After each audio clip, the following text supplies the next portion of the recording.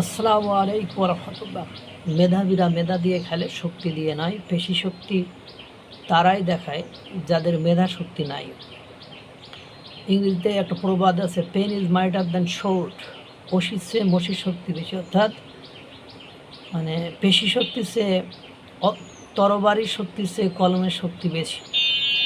দেখেন, ভারতের সিজেপি মানে ককরোচ জনতা পার্টির এই আন্দোলনের বিক্ষোভের পরে নরেন্দ্র মোদী বুঝতে পেরেছে, বা নরেন্দ্র মোদীর সরকার তারা বুঝতে পেরেছেন যে ইয়াং প্রজন্মকে কোনো একটা মহল, কোনো একটা গোষ্ঠী, পশ্চিমা রাষ্ট্রগুলো বা মানে ভারতকে পছন্দ করে না। ভারতের এই সফলতা, ভারতের এভাবে এগিয়ে যাওয়াটাকে যারা হজম করতে পারছে না, তারা কোনোভাবে এখানে একটা দাঙ্গা লাগিয়ে, এখানে একটা গণভ্যুত্থান ঘটিয়ে নানান তাল কাহিনী করে ভারতকে পিছিয়ে দেওয়ার জন্য।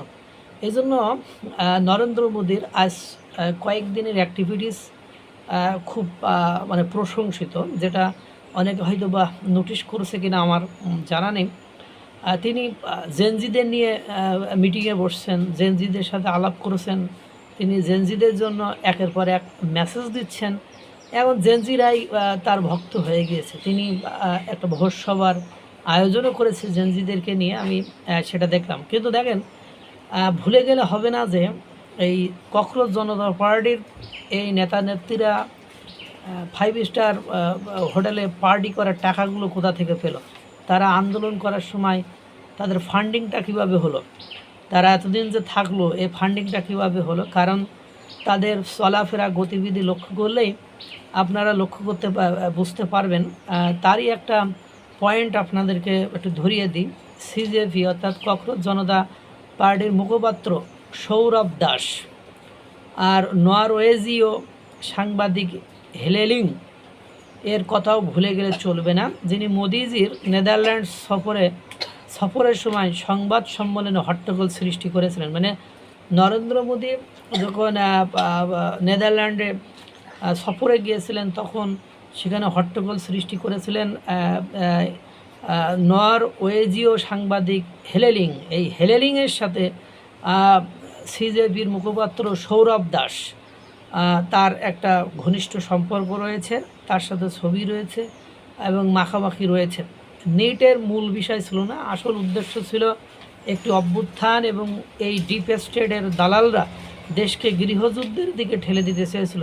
চিন্তা করবেন না যে আন্তর্জাতিক শক্তিগুলো এই দেশকে আরেকটি শ্রীলঙ্কা, বাংলাদেশ বা নেপালে পরিণতি করতে চেয়েছিল। তাদের আসল রূপ ধীরে ধীরে উন্মোচিত হবে। দেখেন, অনেক কিছু উন্মোচিত হচ্ছে। যে একটা মোবাইলের দোকানদার কয় টাকাই বা সে আয় করে, সে প্রত্যেক দিন 10-12 লাখ টাকার খাবার বিলি করেছে শুনলাম। এই টাকা কোথা থেকে পেয়েছে? তাকে অবশ্য পুলিশ খুঁজে বেড়াচ্ছে বা ধরে ফেলেছে, এরকম একটা কাহিনী শুনলাম। শ্রীলেখা দেবী, তারপরে এরকম যারা যারা অফেন্ডিং অ্যাক্টিভিটিস করেছে বা সেখানে যে উস্কানি দিয়েছে, তাদের সকলের ব্যবস্থা একটা করছে। আর এদিকে নরেন্দ্র মোদী একের পর এক ছাত্রদের দাবিকে প্রায়োরিটি দিচ্ছে। একের পর এক দাবির প্রায়োরিটি দেওয়ার পেছনেও একটা যুক্তি আছে, পরে একদিন আপনাদেরকে বলবো। কারণ নরেন্দ্র মোদী একটা মাইন্ড গেম খেলে, উনি বুদ্ধির খেলা খেলে। উনি অন্যদের মতো নয় যে যা খুশি তাই করবে। খেলা, চোখ কান খোলা রাখুন। এইসব মুখপাত্ররা এবং এদের যে অ্যাক্টিভিটিস ইতিমধ্যে জনসম্মুখে আসা শুরু করেছে, তারা যে ফান্ডিংয়ে বিদেশি চক্রান্তে কাজ করেছে, সেটা হয়তো বা অদূর ভবিষ্যৎ এভাবেই বেরিয়ে আসবে। আল্লাহ তাআলা সকলকে ভালো রাখুক, সুস্থ রাখুক। আসসালামু আলাইকুম ওয়া রাহমাতুল্লাহ।